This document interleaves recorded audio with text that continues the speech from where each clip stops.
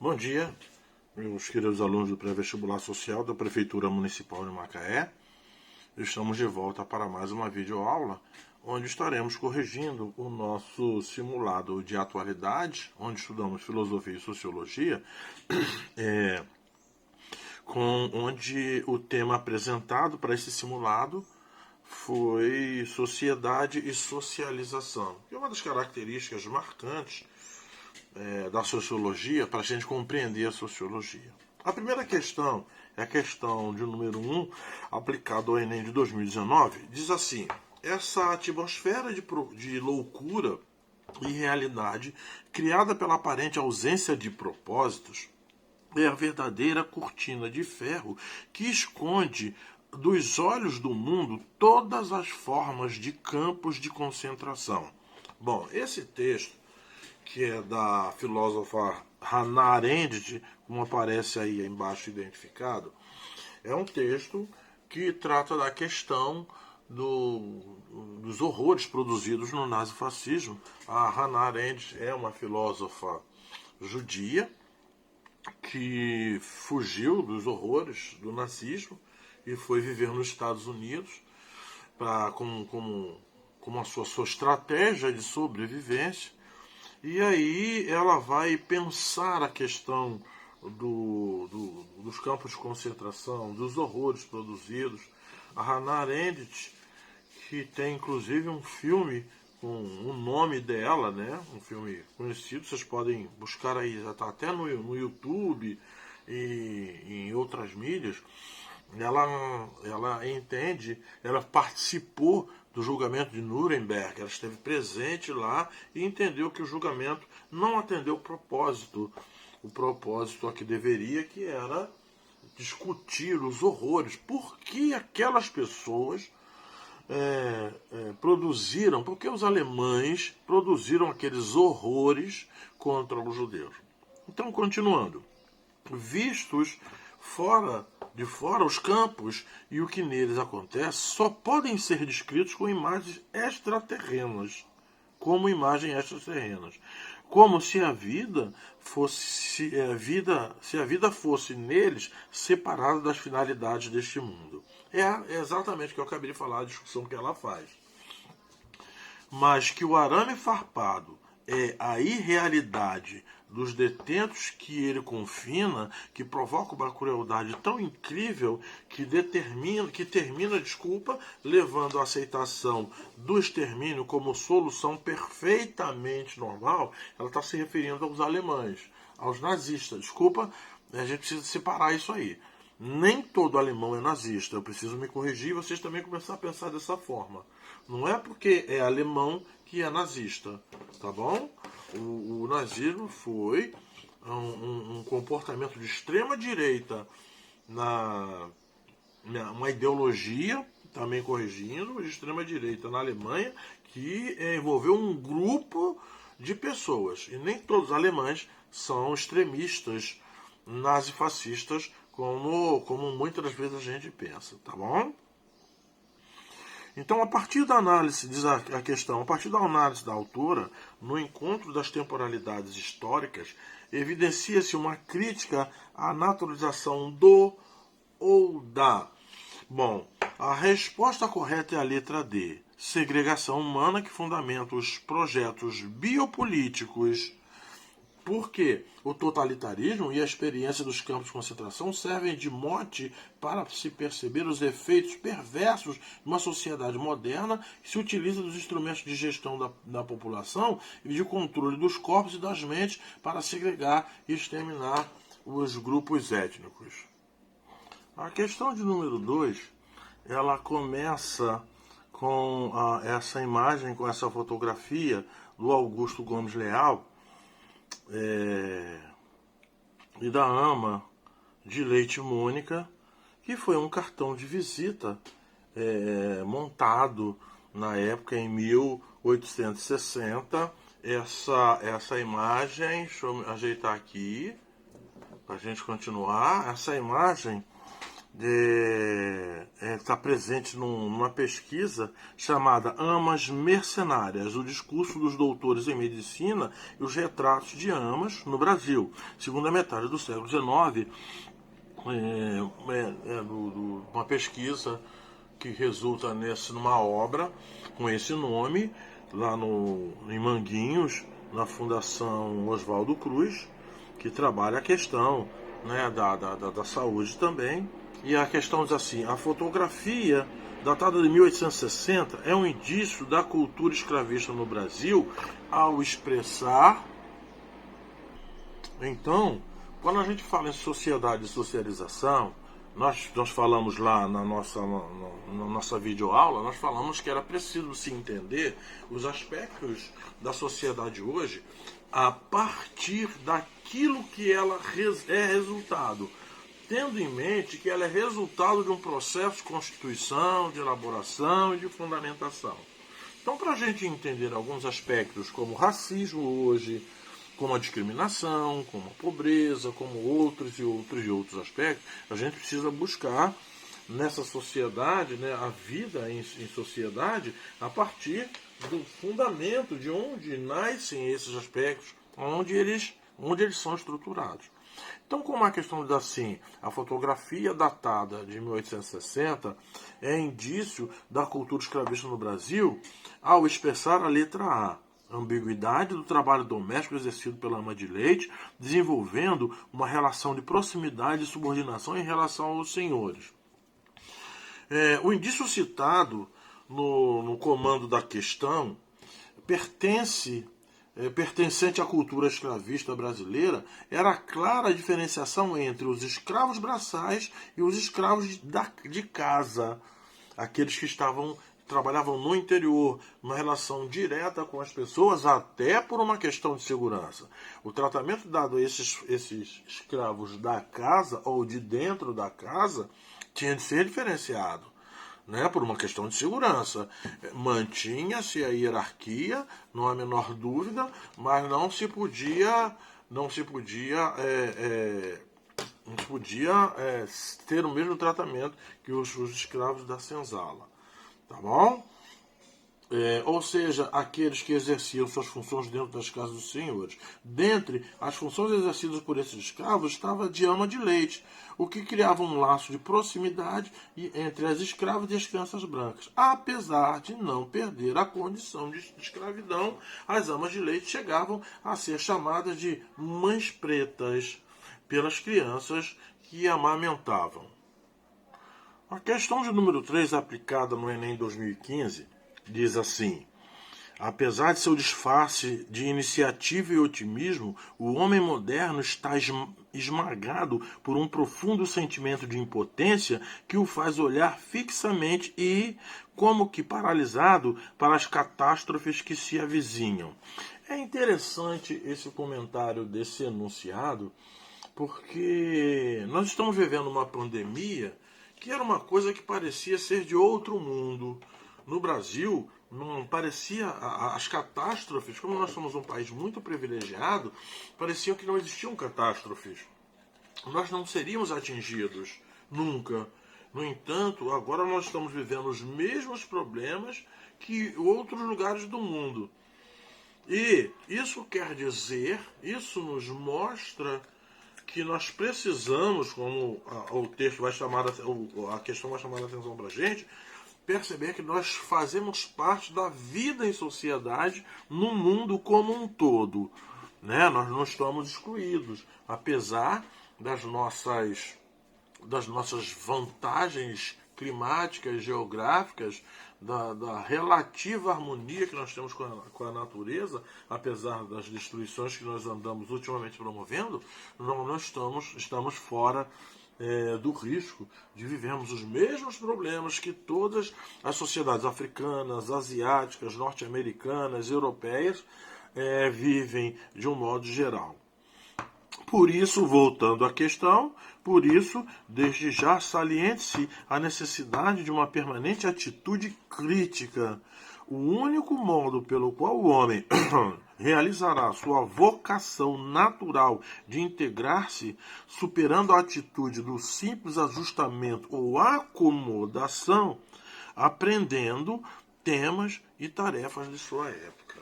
Então, o Paulo Freire, que escreve essa obra aí, Paulo Freire, um educador muito respeitado, ele se refere à questão da educação, da importância da educação, de se valorizar os conhecimentos de nossa época.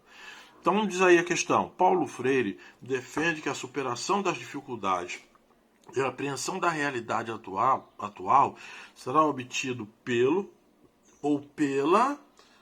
a resposta correta é a letra A. Pelo desenvolvimento do pensamento autônomo. Por quê? A permanente atitude crítica que Paulo Freire defende está relacionada com o desenvolvimento de um pensamento autônomo por parte dos indivíduos. Tal pensamento deve ser estimulado sempre e de forma constante, de forma moderna, de forma avançada pela educação, comprometida com a transformação social e a superação das opções vividas pelos indivíduos. A questão do número 4, também aplicada no Enem de 2015, diz assim: em sociedade de origens tão nitidamente personalistas como a nossa, é compreensível que os simples vínculos de pessoa a pessoa, independentes até exclusivos de qualquer tendência para a cooperação autêntica entre os indivíduos, tenham sido quase sempre os mais decisivos. Fazendo uma rápida interpretação desse trecho aí, desse texto do Sérgio Buarque de Holanda, nós percebemos que ele diz o quê? Que nas nossas sociedades em que nós nos preocupamos, que tem personalidades próprias, sociedades que se identificam de forma muito pessoal, nós temos uma tendência para a cooperação autêntica, mesmo nestas que cada um se preocupa consigo, nós temos tendência à cooperação autêntica entre os indivíduos. Vamos dar um exemplo assim, que mal compare essa colocação do Paulo Freire. Ele está se referindo, por exemplo, às campanhas como Criança Esperança. Por que ainda arrecada tantos valores? Porque mesmo nessas sociedades individualistas, essas personagens de atendimento individualizado, as pessoas ainda têm essa preocupação, ainda querem cuidar dos membros da sua sociedade. Continuando, as agregações entre regionalismo faziam dela um todo incoerente e amorfo.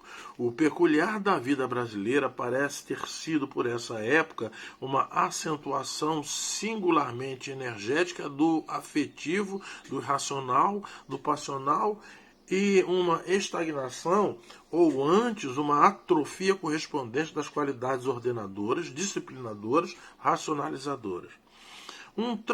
A pergunta é, um traço formador da vida pública brasileira expressa-se, segundo a análise do historiador,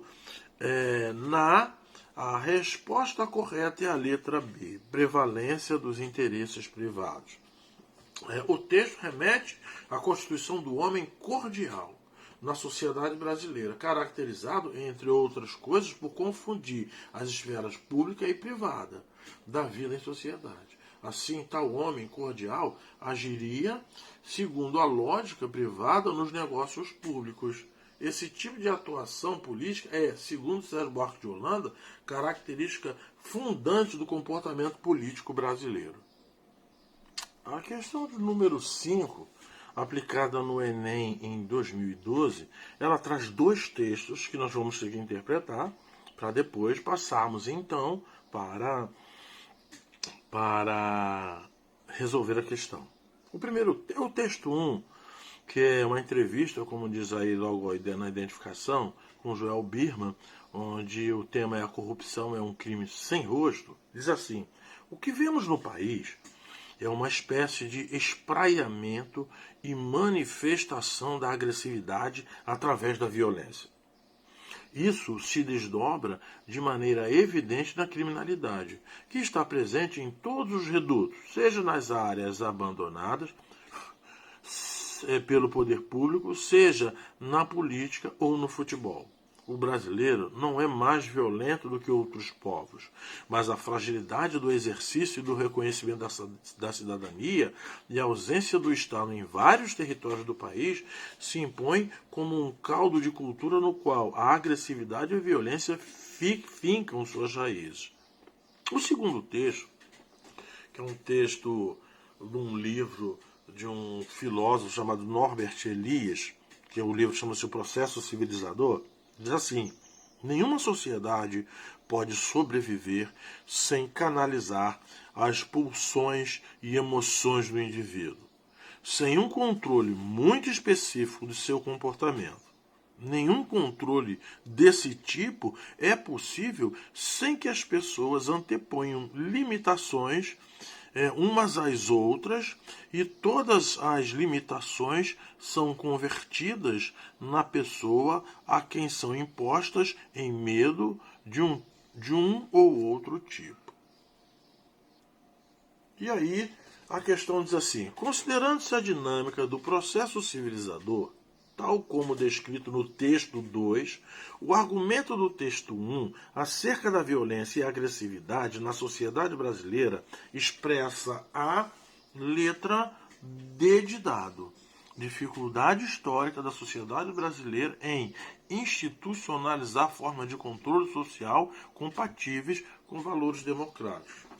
Bom, a presente questão pode gerar até uma certa confusão, porque, segundo o gabarito oficial, a alternativa D é a correta. No entanto, vamos olhar a alternativa E, que também nos parece correta. A incapacidade das instituições político-legislativas em formular mecanismos de controle social específicos à realidade social brasileira. Então, quando essa questão foi aplicada, causou exatamente essa dúvida. A discussão apresentada nos textos não diz respeito especificamente a valores democráticos.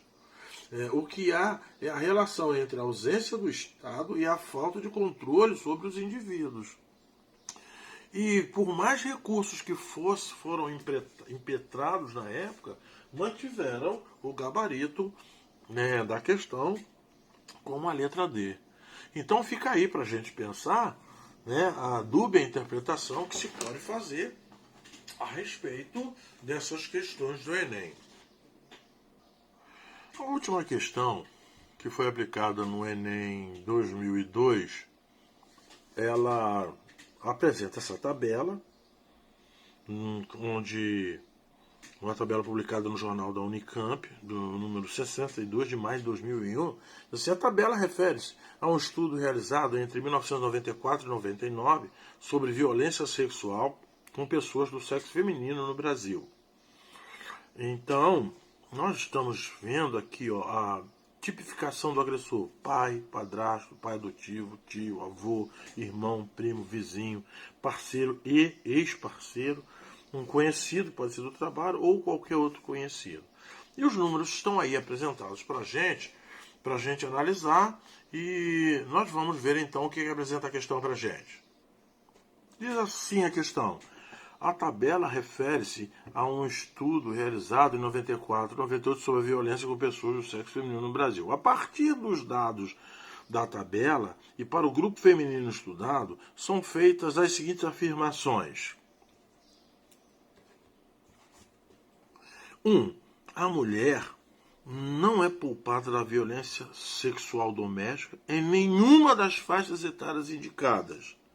Tá certo. Voltando à tabela, nós aqui não temos como focalizar, mas nós vamos identificar que o grupo que se utilizou, do tipo de homens, a mulher nunca é poupada. Tá certo, número 1.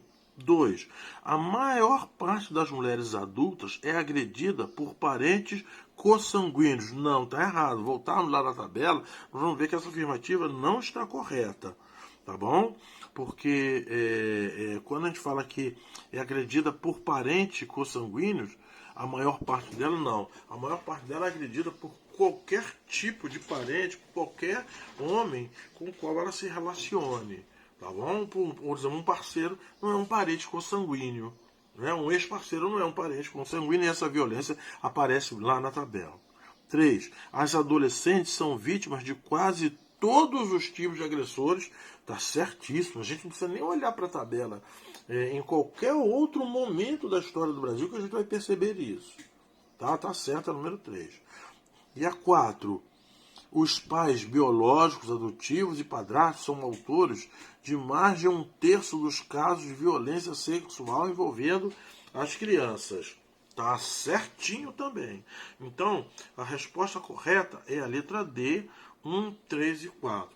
Então, é uma questão típica de leitura do grafo, mas que apresenta um dado bem angustiante, né? O da incidência da violência sexual contra a mulher. Ok, nós ficamos por aqui e vamos nos falar numa próxima videoaula.